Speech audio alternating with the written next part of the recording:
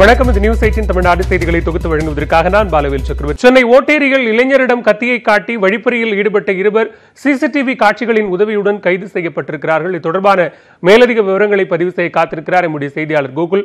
கோகுல், இந்த வழிப்பறி சம்பவம் எப்படி நடைபெற்றது, இதனுடைய விவரங்கள் என்ன, தற்போது காவல்துறையினர் மேற்கொண்டிருக்கக்கூடிய கைது நடவடிக்கைகள் விரிவாக பதிவு செய்யலாம் கோகுல். நேற்று பட்டப்பகலில் ஓட்டேரியில் புரசைவாக்கத்தைச் சேர்ந்த மணிகண்டன் என்பவரை ஆட்டோவில் வந்த 2 பேர் வழிமறித்து தாக்கி அவரிடமிருந்து 5000 ரூபாய் பணம் மற்றும் 2 செல்போன்களை வழிப்பறி செய்த சம்பவம் ஒரு அதிர்ச்சியை ஏற்படுத்தியுள்ளது. ஏனென்றால் அந்த காட்சிகள் எல்லாம் கண்காணிப்பு கேமராவில், அந்த பகுதியில் உள்ள கேமராவில் பதிவாகியுள்ளது.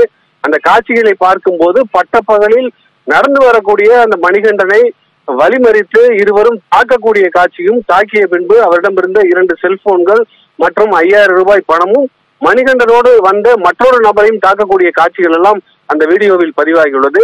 இந்த காட்சிகளை வைத்து ஓட்டேரி போலீசார் வழக்கு பதிவு செய்து தீவிரமாக தேடி வந்த நிலையில் இருதயராஜ், ஜான்சன் என்ற 2 நபர்களை இந்த வழிப்பறி சம்பவம் தொடர்பாக அந்த கண்காணிப்பு கேமரா காட்சிகள் உதவியோடு கைது செய்துள்ளார்கள்.